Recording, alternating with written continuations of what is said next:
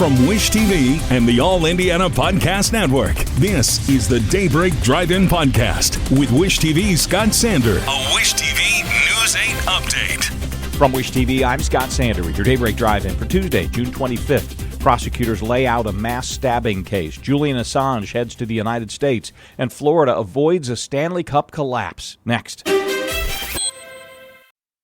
Audible's romance collection has something to satisfy every side of you. When it comes to what kind of romance you're into, you don't have to choose just one. Fancy a dalliance with a duke, or maybe a steamy billionaire. You could find a book boyfriend in the city and another one tearing it up on the hockey field. And if nothing on this earth satisfies, you can always find love in another realm. Discover modern rom-coms from authors like Lily Chu and Ali Hazelwood, the latest romantasy series from Sarah J. Maas and Rebecca Yarros, plus Regency favorites like Bridgerton and Outlander. And of course, all the really steamy stuff. Your first great love story is free when you sign up for a free 30-day trial at audible.com/Wondery. That's audible.com/Wondery.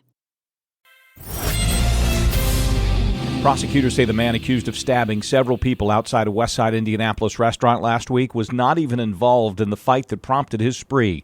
Investigators say two people were arguing, someone threw a punch, and Estenfil Filsmagre pulled a knife, walked toward the fight, and started stabbing. Most severe injuries were to a security guard who tried to keep Filsmagre at the scene. Doctors say her wound was an inch from her heart. Total eclipse numbers are in from Indiana tourism leaders. They say the state's April moment in darkness brought in about $148 million for the state's economy, with 3.5 million visitors paying a total of $45 million for a place to stay, more than $63 million on food and drink, and $65 million on recreation and entertainment. Indiana Destination Development Corporation says skywatchers paid $45 million in taxes.